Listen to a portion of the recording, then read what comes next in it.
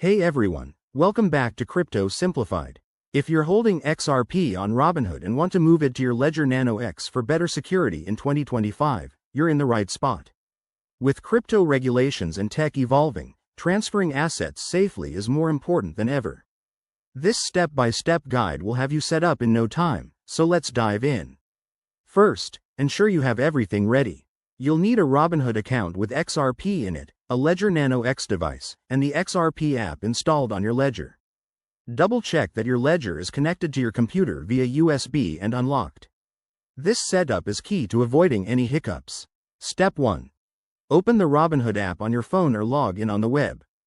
Go to your portfolio and select your XRP holdings. Tap on Transfer or Withdraw. Look for the option to send crypto out. Step 2. Enter the withdrawal details.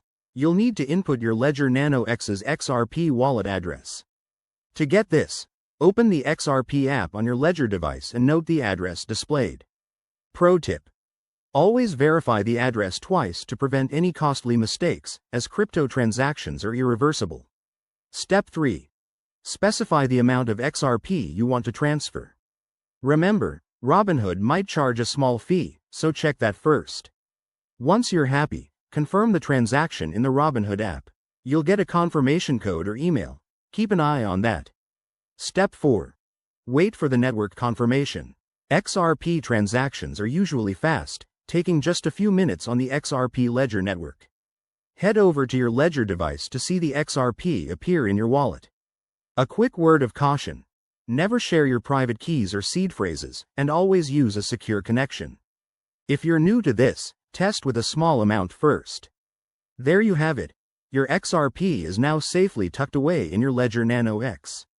If you run into any issues or have questions, drop them in the comments below. Don't forget to like, subscribe, and hit that bell for more crypto tutorials. Thanks for watching, and stay secure out there.